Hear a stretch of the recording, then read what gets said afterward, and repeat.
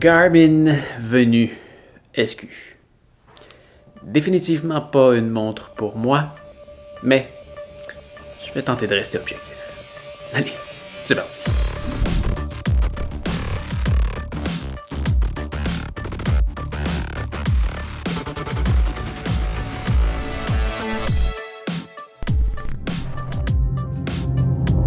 Alors, qu'est-ce que j'en pense de cette fameuse Garmin Venue SQ?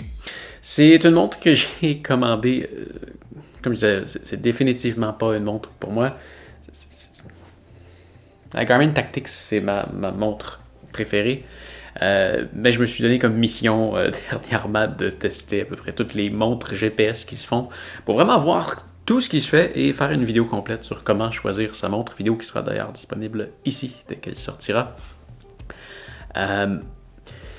Mais bon, hein, je l'ai testé. La première idée, c'est que je commandais une montre pour ma douce moitié. Et c'est celle qu'elle préférait. Alors, je l'ai commandé, mais avant de lui laisser, je l'ai testé. Je l'ai testé pendant une charge qui, on va y revenir, n'a pas été très longue.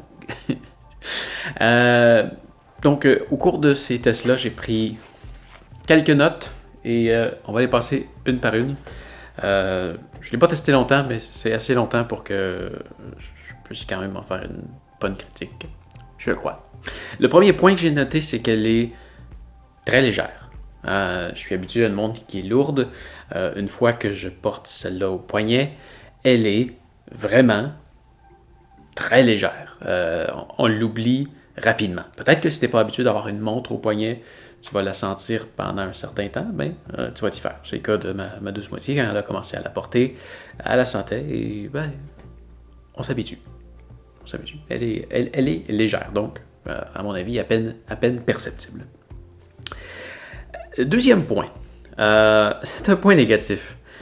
Je sais pas si tu vois en ce moment, tu vois l'écran. Et le truc qu'il y a avec cet écran-là versus les montres les écrans de montres de GPS qu'on voit normalement, c'est pas le même type d'écran. Sur une montre, comment dire? Le type d'écran que tu vas avoir sur une montre GPS est normalement quelque chose de plus monotone, de plus flat, avec des couleurs moins excitantes. Et ce que tu vas retrouver sur l'écran de cette montre-là, la Garmin Venue, c'est plus un écran de téléphone. Et ce qui arrive avec ce type d'écran-là, c'est que ça consomme énormément d'énergie. Imagine si tu laissais ton téléphone allumé tout le temps, la batterie se viderait très rapidement. Ben, c'est ce qui arrive avec cette montre-là. La batterie se vide très rapidement alors qu'elle est allumée. Alors, ce que la montre fait pour se protéger de se vider très rapidement, c'est que l'écran se ferme automatiquement. Tu as trois façons de l'allumer. Soit que tu fais un mouvement... tu fais ça. Ah, tu vois, elle vient de s'allumer. Normalement, quand tu l'as au poignet, là, c'est le mouvement de « je veux regarder l'heure ». Si tu fais ce mouvement-là, elle s'allume et ça fonctionne bien la plupart du temps. Parfois, ça fonctionne pas. Il y a une autre chose que tu peux faire, c'est soit d'appuyer sur un bouton. Quand tu appuies sur un bouton, ça fonctionne tout le temps. Et l'autre chose que tu peux faire devrait s'éteindre bientôt. Tu peux en passant, tu peux, ça va être éteinte. Tu peux aussi cliquer dans l'écran et souvent, ça fonctionne, mais pas tout le temps. Pas tout le temps. C'est quelque chose que tu peux ajuster. Tu peux ajuster le délai que l'écran va rester allumé. Tu peux ajuster la brillance de l'écran. Et tu peux aussi faire en sorte que l'écran reste allumé tout le temps. Je ne l'ai pas essayé, mais la batterie se viderait sans doute très, très rapidement. Un truc que je trouve dommage avec ça, c'est que si c'est une montre que tu veux porter tout le temps, moi j'ai remarqué, j'ai essayé beaucoup de montres, surtout dernièrement, quand je suis assis à mon bureau juste en arrière, je suis en train de travailler, je veux regarder l'heure, je fais juste tourner les yeux vers ma montre. Mon bras il est déjà sur mon bureau, j'ai pas besoin de lever mon bras pour regarder l'heure, j'ai juste à tourner les yeux et je vois l'heure. J'ai pas besoin de faire de mouvement, d'aller taper sur l'écran ou d'aller appuyer sur un bouton pour regarder l'heure. Je trouve ça, je trouve ça un peu, je trouve que c'est un recul vers l'arrière de devoir interagir avec la montre pour regarder l'heure. Depuis toujours, on fait des montres et on a juste à la regarder et elle montre l'heure avec cela. C'est un point qui m'a personnellement dérangé. Mais bon, fais-en ce que t'en veux. Mais ça a l'avantage que l'écran, elle est belle. Tu regardes la montre là, et les couleurs sont belles, sont vives, et du fait qu'il y a un rétroéclairage qui s'allume automatiquement à l'arrière quand tu la regardes, parce que tu vois, ce type de montre-là, tu n'as pas besoin d'un rétroéclairage pour bien la voir dans un environnement éclairé. Par contre, si elle n'avait pas de rétroéclairage, tu verrais pratiquement rien. Donc oui, l'image est très belle. Les couleurs sont belles et voilà, c'est le seul avantage que je vois à ce type d'écran-là.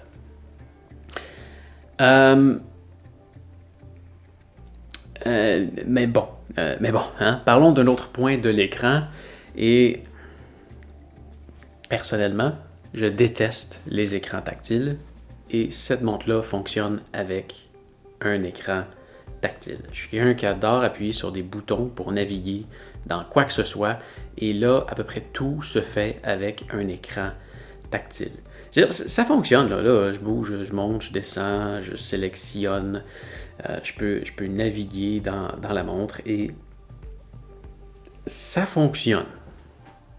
Je trouve que ça va mieux avec des boutons.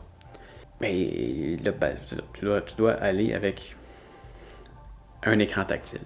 Il y a des fois que ça va être frustrant. Tu sais, comme là dans l'interface là, de base, là, tu navigues d'un widget à l'autre, comme ça, je sais pas si tu vois bien, là. Tu vois, je peux naviguer d'un widget à l'autre, comme ça, et ça fonctionne. Par contre, quand tu dois arriver sur des pages comme celle-là, et que là, tu dois sélectionner quelque chose, comme par exemple cliquer là-dessus, ça se gâte. Avec mes doigts, souvent je vais appuyer sur quelque chose et je veux appuyer sur quelque chose et je vais appuyer sur autre chose. L'autre côté négatif de ça, c'est que quand il pleut, ça rend ça encore plus compliqué. Alors, si tu te dis que de toute façon, tu ne vas pas faire d'activité sportive à l'extérieur quand il pleut, est-ce que c'est grave? Non. mais si ton but, c'est de sortir courir sous la pluie ou d'aller marcher sous la pluie, d'aller en montagne sous la pluie, peu importe, t'aimeras pas ça. Par contre, je suis agréablement surpris de voir à quel point l'eau perle sur la surface de la vitre. Elle perle vraiment. L'eau ne reste pas longtemps, mais si tu te mets quand même à interagir dessus avec ton doigt quand il pleut, ça réagira pas comme tu le souhaites. Donc à l'usage que j'en ai fait, l'écran tactile m'a souvent frustré, mais comme je dis, je suis quelqu'un qui déteste les écrans tactiles. Si tu adores les écrans tactiles et que tu aimes les écrans tactiles, il y a des gens comme ça, tu vas sûrement aimer ça. Parce que c'est un écran tactile qui répond bien pour un écran tactile. Voilà. Le point suivant, c'est qu'il n'y a pas beaucoup de modes sportifs. Tu sais, avec les montres chez Garmin,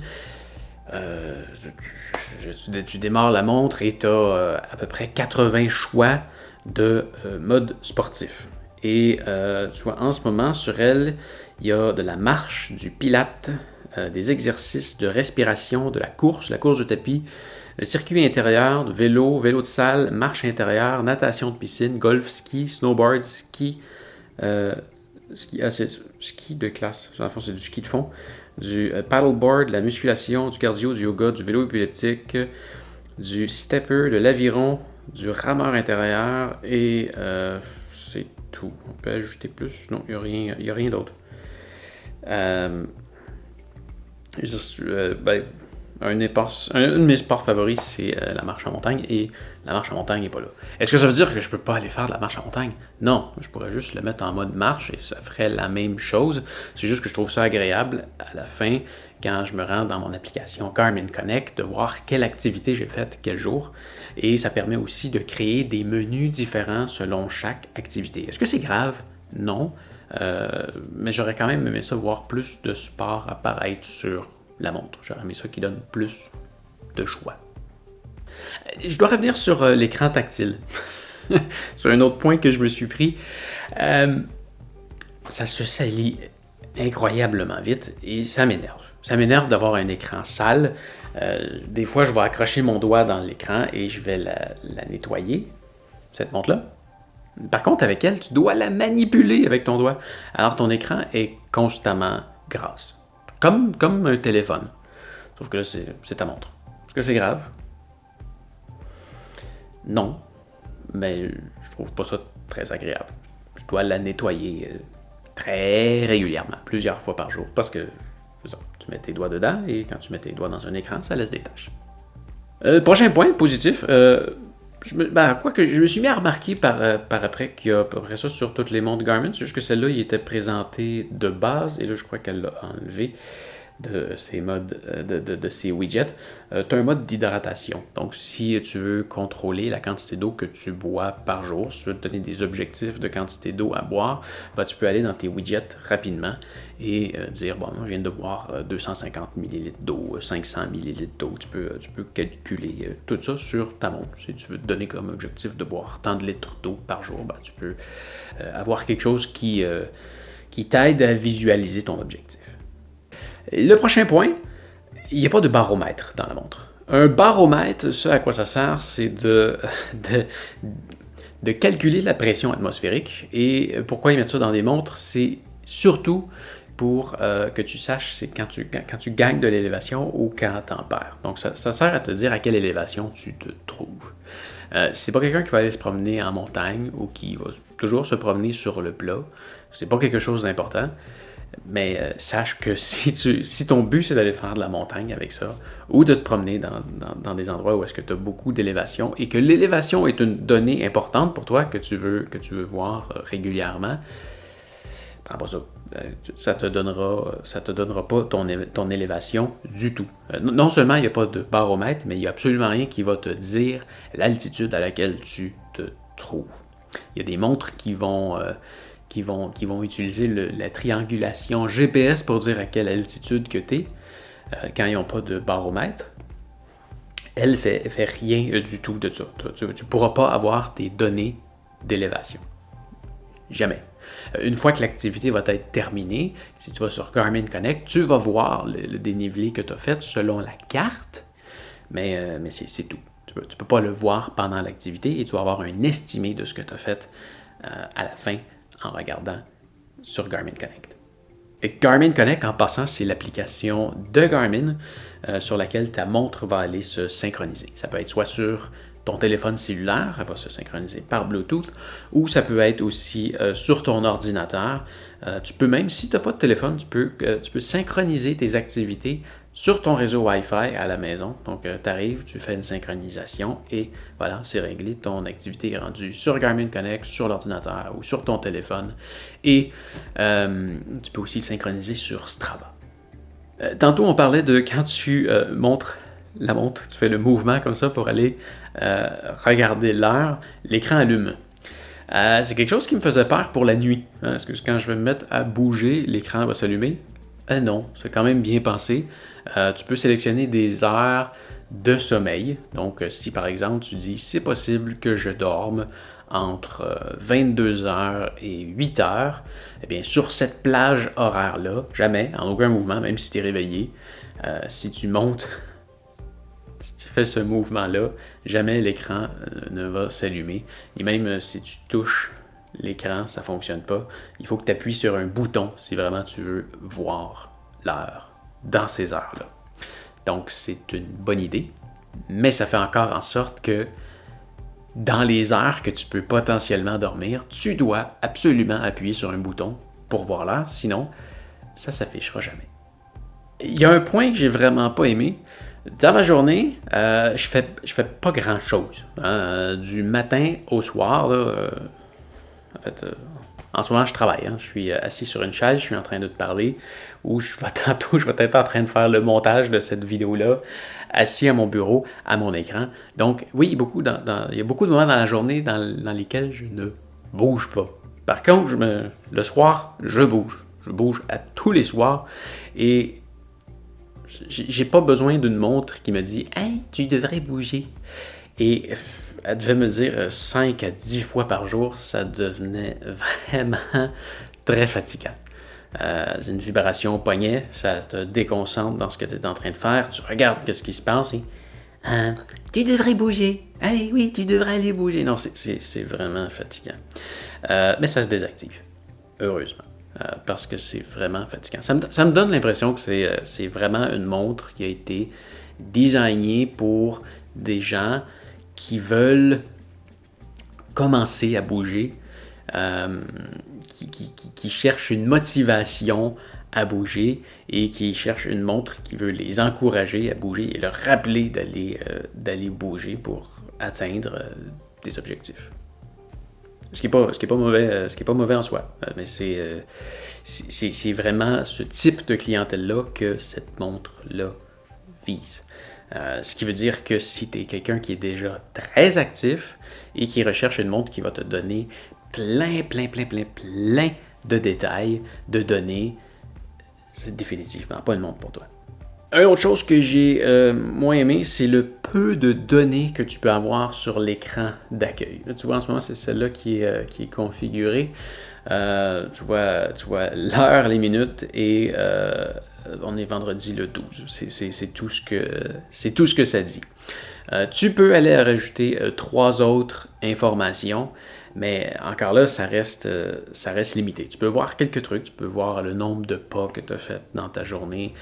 Je crois que tu peux voir l'heure du coucher ou du lever de soleil. Attends, on va aller voir les données. Tu peux ajouter le pourcentage de la batterie, le nombre de pas, les calories brûlées depuis le début de la journée. Tu peux voir les secondes, le nombre de minutes d'intensité que tu as fait dans ta journée ou ta semaine. Tu peux voir le niveau de charge de ta batterie corporelle. C'est une estimation que Garmin fait sur toutes ses montres. Tu peux voir ton niveau de stress. Tu peux voir tes pulsations cardiaques sur l'écran d'accueil. Tu peux voir la température extérieure. Tu peux voir le calendrier. Et c'est pas mal ça. C'est pas mal ça. Tu peux mettre seulement 4 données d'un coup. Tu peux pas en mettre plus. Ce qui est un moins quand on compare avec une autre montre comme celle-ci. J'aime ça. Tu vois, ici, je suis capable de voir l'heure, les minutes. On est vendredi le 12. On est capable d'avoir l'altitude, le coucher de soleil, mes pulsations cardiaques, la température extérieure et le pourcentage de batterie. Donc, c'est les 1, 2, 3, 4, 5, 6, 7 informations que j'ai juste là d'un coup en regardant sans avoir à interagir avec la montre. J'aurais aimé ça qui permettent de mettre encore plus de données, surtout que il y a de la place sur la montre pour toutes les mettre. J'aurais aimé ça qu'il y ait possibilité de mettre plus d'informations sur la page d'accueil. Donc un maximum de 4 données plus l'heure. Une autre chose que j'ai pas aimé, il n'y a pas d'estimé de temps de la batterie. Donc en ce moment je la vois même pas. En ce moment je la vois même pas. Donc à moins d'aller mettre une donnée quelque part. Ah bah tu vois, si je viens pour démarrer une activité, je suis capable de voir qu'il reste 96% de batterie qui est indiqué juste ici en haut. Donc si on va démarrer une activité, on est capable de voir combien de pourcents de batterie il reste. On peut aussi le mettre sur l'écran d'accueil. Mais c'est tout ce qui est affiché.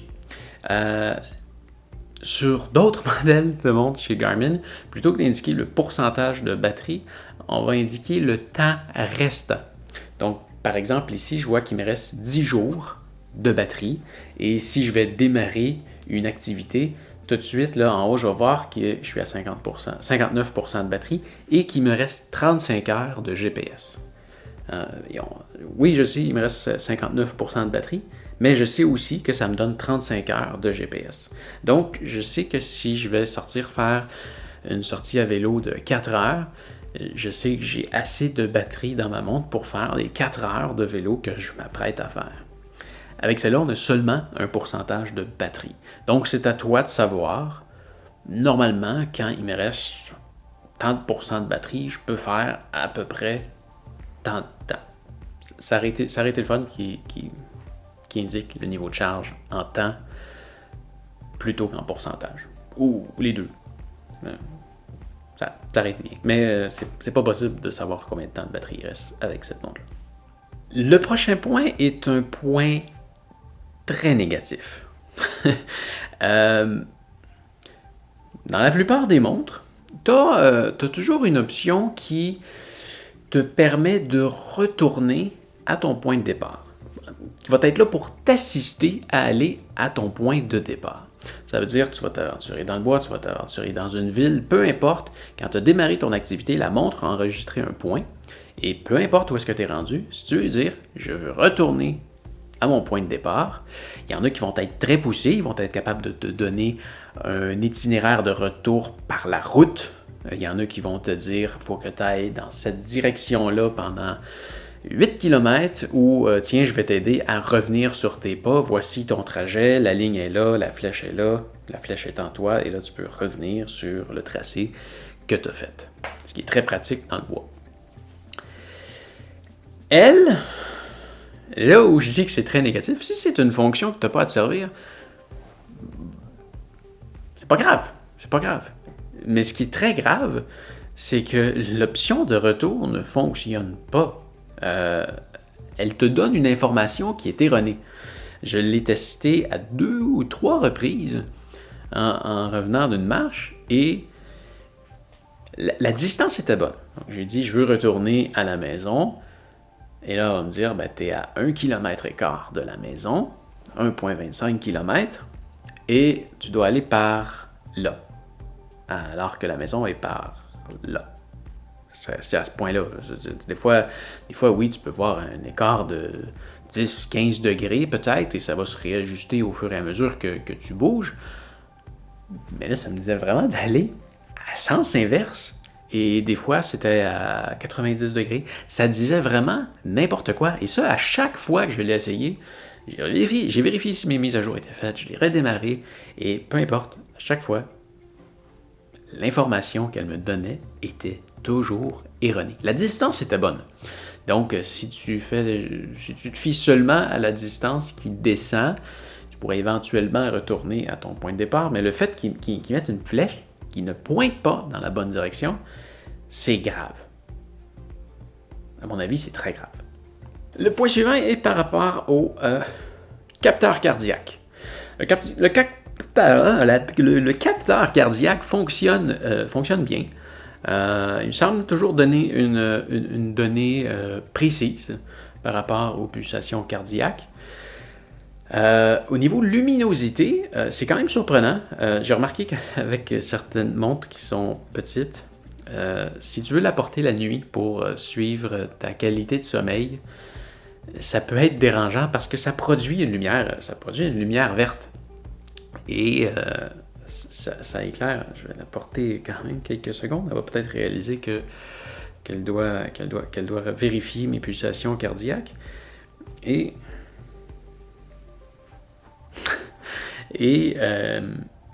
c'est ça, sur certaines montres, c'est très dérangeant. Tu peux te faire réveiller par cette fameuse lumière-là si tu ne l'attaches pas serré. Et disons que sur celle-là, c'est moyen. C'est moyen. L'éclairage, cet éclairage-là, tu vois, il peut être dérangeant la nuit si ta montre n'est pas trop serrée. Il y en a des pires. Il y en a qui sont vraiment pires. Je pense d'ailleurs à la Suunto 5. Tu viens, ça donne une lampe. C'est une lampe de poche. C'est incroyable. Disons que c'est moyen. Ça pourrait être mieux. Ça pourrait être pire. Donc, si tu l'attaches assez serré à ton poignet, ça ne veut pas dire qu'il faut que ta main devienne bleue. S'il n'y a pas trop de lousse dans ta montre, ça ne devrait pas te réveiller. Si tu la tiens assez juste, serré un peu, ça, ça va aller. Tu ne te feras pas réveiller, tu verras pas son éclairage. Mais c'est pas un bon choix si tu veux monitorer ton sommeil et que tu aimes ça avoir une montre super lousse à ton poignet. Tu vas te faire réveiller par l'éclairage que la montre produit.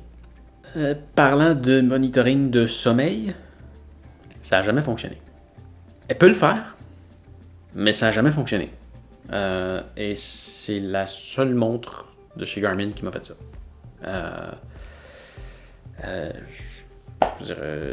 Normalement, avec toutes les autres montres de Garmin que j'ai testées, tu vas au lit. Tu lui dis pas que tu vas te coucher. Tu vas juste te coucher et ça détecte que tu es parti te coucher. Et généralement, ça détecte à 2 minutes près au moment auquel tu t'es levé. Avec elle, j'ai essayé de la redémarrer, quoi que ce soit. Elle n'a jamais monitoré mon sommeil.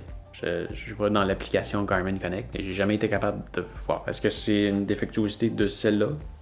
Peut-être, mais ça n'a jamais fonctionné dans mon cas. J'ai pas poussé les recherches plus loin, ça n'a juste pas fonctionné et normalement ça fonctionne très bien avec les autres montres chez Garmin. Je viens de réaliser un truc en faisant le montage de la vidéo et c'est que, oui, peut-être que pendant que les 4 jours que je l'ai utilisé, le monitoring de sommeil n'a pas fonctionné. Par contre, ça fait à peu près 3 semaines que ma douce moitié utilise la montre et elle la porte la nuit et depuis le début, pour elle, ça fonctionne tout le temps. Alors, peut-être juste un bug. Mais ça fonctionne. Il y a effectivement un moniteur de sommeil et il fonctionne. Du moins pour ma douce. On retourne à la vidéo. Parlons maintenant du bracelet. Je suis quelqu'un qui a une très grande préférence pour les bracelets en nylon. Je trouve que ça respire mieux. J'aime le contact que ça donne avec la peau. Cela dit, le silicone, c'est aussi très bien. Et c'est un bon bracelet en silicone. Il fait un bon travail. J'ai jamais ressenti que ma peau voulait respirer. La respiration se fait bien, ça tient bien au poignet. On finit par l'oublier. Je suis quelqu'un qui pourrait facilement faire des réactions allergiques à certains métaux. Des métaux de mauvaise qualité là, sur des montres cheap, ça me fait pas. Je fais des petites réactions et j'ai jamais eu aucune réaction avec celle-ci. Donc, très bon point. Et ensuite, parlons de Apple Watch, parce qu'on va pas se le cacher, ça ressemble à une Apple Watch. Je sais pas si c'est Garmin qui a copié sur Apple ou Apple qui a copié sur Garmin, mais elle a une forme de Apple Watch. Par contre, l'écran est petite. Tu as une très grande superficie, tu as un gros contour. Même si tu vois les coins arrondis et tout, sois conscient que l'écran ne fait pas toute la couverture de l'écran. Il y a un énorme contour. Au niveau de l'écran, je pense que c'est loin d'être comparable à une Apple Watch. Et c'est loin d'être le même prix aussi. Elle est beaucoup moins chère. Prochain point. Sois conscient que c'est un verre Gorilla Glass. Je recommande toujours, quand tu achètes une montre, de prendre un verre en cristal de saphir. Et la raison pour laquelle je fais cette recommandation-là, c'est que ça se graffigne pas. Tu peux la maltraiter comme tu veux. Il n'y a rien à faire. Du cristal de saphir, ça se graffigne pas. À moins de prendre un diamant et de volontairement la graffiner. Gorilla Glass.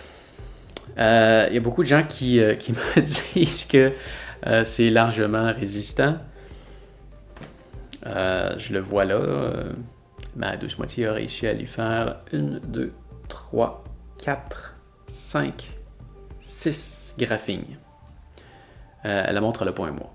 Et ma blonde a fait à peu près le même travail que moi.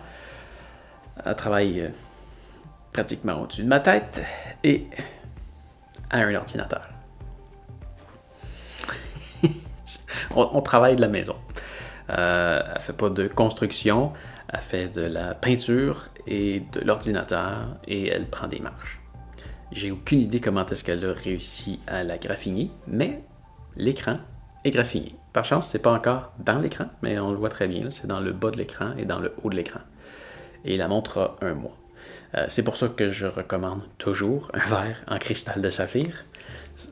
Ça se graphine pas, et malgré le fait que c'est pas une montre qui est super chère, je trouve ça quand même poche d'avoir des graphines sur l'écran. Parlons maintenant du temps de charge. On a parlé d'Apple Watch tantôt. Sur ce point-là, c'est vraiment mieux. Pour la charge que je lui ai faite, la charge a duré 4 jours. Donc ça, c'est 4 jours de monitoring de mes pulsations cardiaques, de mes pas, de m'afficher l'heure et de l'utilisation que j'en faisais à naviguer dessus au courant de toute la journée. Donc, monitoring de pulsation cardiaque et de podomètre 24 heures sur 24 et 5 heures de GPS. Donc, ces 4 jours-là incluaient 5 heures de GPS. Quand tu utilises le GPS, ça draine ta batterie beaucoup plus vite que quand tu fais juste l'utiliser. Donc, probablement que si tu n'utilises pas le GPS, tu veux seulement avoir un moniteur cardiaque et un podomètre, tu devrais pouvoir faire, ou si tu fais des activités intérieures, toutes sortes d'activités qui n'utiliseront pas le GPS, d'après moi, tu devrais être bon pour l'utiliser 5 jours au gros maximum. Et si tu veux bouger en moyenne 1 heure à 1 heure et demie par jour, il va falloir que tu la recharges aux 4 jours. Et si tu veux faire une grosse activité dans une journée, si tu veux faire une très grosse activité, peut-être que tu n'arriveras même pas au bout de ton activité. Je parle d'une activité de plus de 12 heures. Là. Même à 10 heures, je commencerais peut-être à être inquiet. C'est pas une montre que tu achètes pour sa durée de vie de batterie. Tu vois, moi, au bout de mes 4 jours et 5 heures de GPS, quand j'ai arrêté de l'utiliser, il restait 9%. Et à 9%, j'avais peur de sortir, prendre ma marche qui dure en moyenne 1h15, 1h30. J'étais convaincu que j'arriverais pas jusqu'au bout de mon activité avec la charge de la batterie. Alors, j'ai passé à la montre suivante. J'en ai plusieurs à tester, comme tu peux le voir. En passant, si tu aimes mes critiques et que tu souhaites commander une montre, tu peux toujours passer par mes liens qui sont dans la description. Ça m'aide à acheter d'autres montres et faire d'autres critiques. C'est exactement le même prix pour toi, mais je reçois une commission quand tu passes par mes liens. Alors, si tu les utilises, je t'en remercie. Si on en revient à la batterie, une chose qui est quand même bien, c'est qu'elle se charge rapidement. Donc, de très très vide à plein, ça se fait en maximum 1h30. Un autre point que j'ai marqué, peut-être une petite précision à ce que j'ai dit tantôt, il n'est pas possible d'avoir de tracé pendant une activité. Donc, si tu es du genre à aller te promener dans les bois l'automne et que tu t'égares du sentier et que tu as besoin d'aide pour revenir, cette montre-là ne sera pas capable de t'afficher par où est-ce que tu es passé pour t'aider à revenir sur tes pas. Sois-en conscient. Un autre point par rapport aux boutons.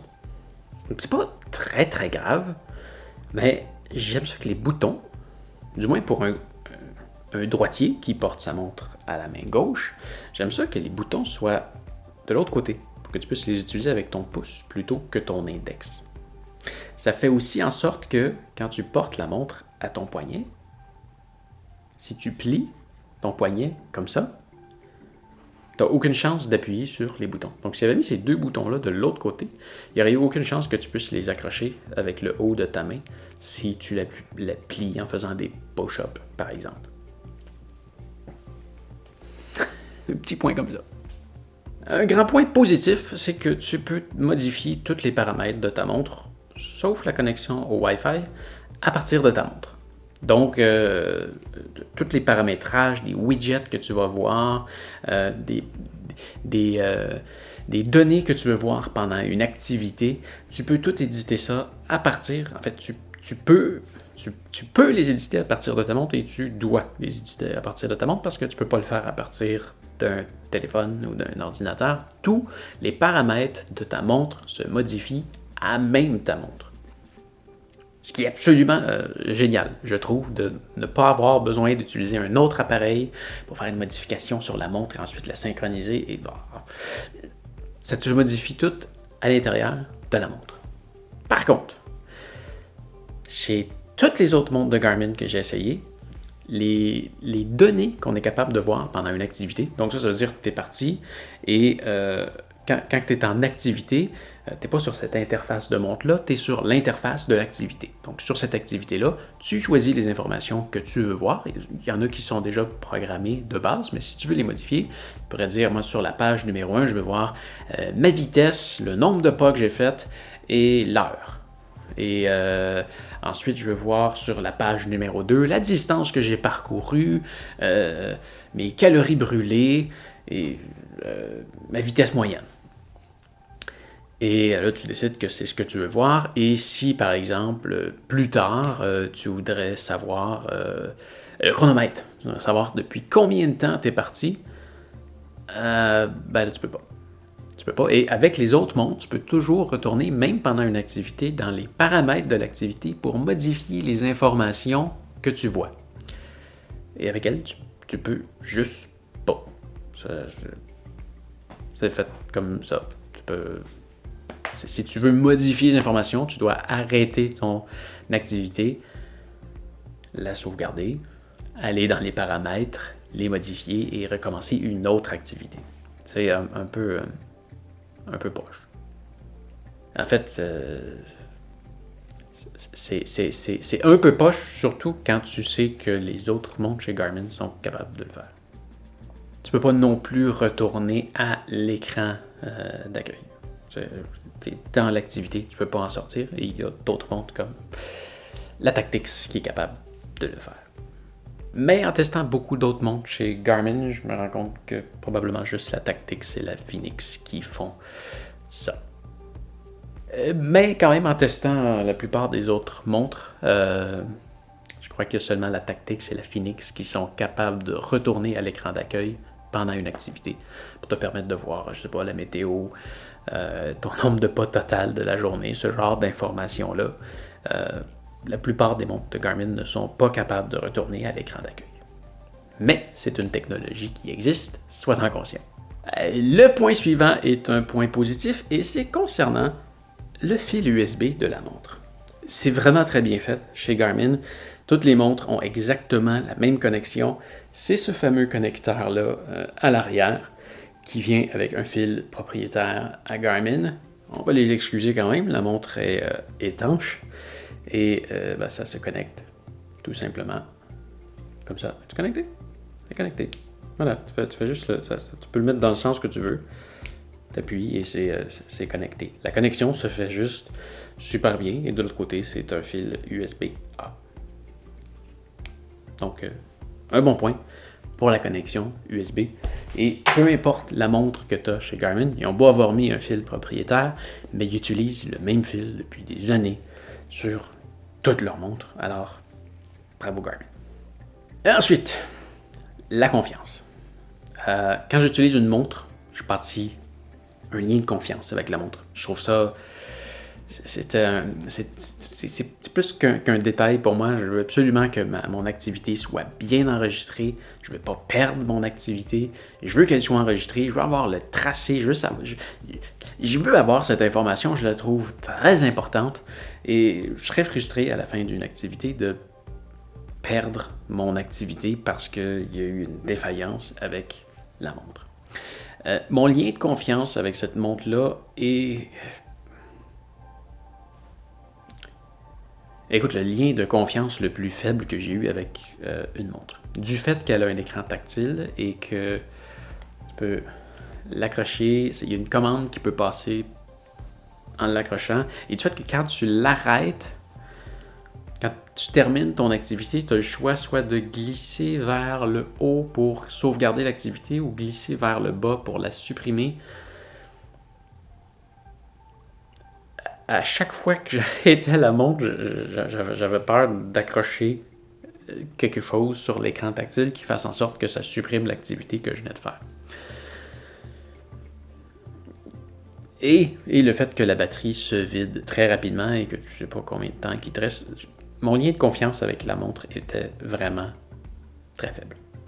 Enfin, dernier point, quelque chose que j'ai trouvé un peu bizarre et j'ai pas pensé à vérifier si la donnée était juste, mais le cap que en fait, quand tu veux utiliser la boussole de la montre, parce que pendant une activité, tu peux faire afficher une boussole pour savoir dans quelle direction tu te diriges, la boussole peut seulement être exprimée en degrés.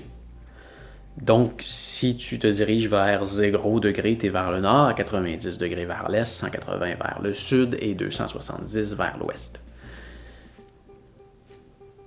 C'est une montre qui est designée pour les débutants. Je crois qu'il aurait dû plutôt l'exprimer en nord, sud, est, ouest, sud-ouest, nord-est, peu importe. Je trouve ça un peu étrange qu'elle soit seulement exprimée en degrés. Voilà tout. Donc, en conclusion, est-ce que je te recommande cette montre-là? Personnellement, c'est pas une montre que je peux te recommander. Simplement parce qu'elle n'est pas à mon goût. C'est peut-être une montre qui est faite pour toi, mais je pense qu'il y a plein d'autres belles options qui seraient définitivement mieux pour toi. Chez Garmin, il y a des montres qui sont même moins chères, qui sont capables de t'en donner plus. Je pense à la Garmin Instinct. Oui, elle est affreuse. Elle est affreuse, mais elle te donne plus d'informations. La batterie va te durer plus longtemps. C'est une montre à laquelle j'ai très confiance. Elle n'a pas non plus de verre en cristal de saphir, mais le verre est tellement renfoncé que l'écran est beaucoup mieux protégé que sur celle-ci qui est bombée, donc qui expose le verre beaucoup plus. Ou tu pourrais aussi avoir la Garmin Forerunner 955 qui te donnera pas beaucoup plus d'informations, mais qui, à mon avis, la batterie va durer beaucoup plus longtemps et c'est une montre à laquelle j'ai confiance, que je sais qu'elle va toujours me donner des bonnes informations et on parle de montres qui sont dans la même gamme de prix. Mais si tu cherches une montre cute, si elle est à ton goût, par sa forme, je sais pas si tu n'aimes pas les montres rondes, tu préfères une montre carrée, que tu aimes les écrans tactiles et que tu t'attends pas à avoir une montre qui va te donner des données ultra poussées, ça peut être quelque chose qui est fait pour toi, mais sois conscient de tous les points que je viens de te mentionner. Donc, voilà, c'était ma critique de la Garmin Forerunner. Je t'invite à visiter les liens dans la description. Je fais des critiques sur toutes ces montres-là et il y a la fameuse vidéo que je te parlais aussi tantôt. Le lien est disponible dans la description pour t'aider à faire un choix éclairé sur la bonne montre pour toi. C'est une vidéo que tu devrais bien aimer. Alors, ça fait le tour pour aujourd'hui. Alors voilà, ça fait le tour pour aujourd'hui. J'espère que tu as apprécié la vidéo. Si tu as besoin d'aide pour trouver le produit en ligne, tu peux toujours regarder avec mes liens dans la description. N'oublie pas non plus de me laisser un pouce en l'air et de t'abonner à ma chaîne pour me retrouver plus facilement la prochaine fois que tu as besoin de voir une critique sur un certain produit. Allez, fais attention à toi et à bientôt. Salut!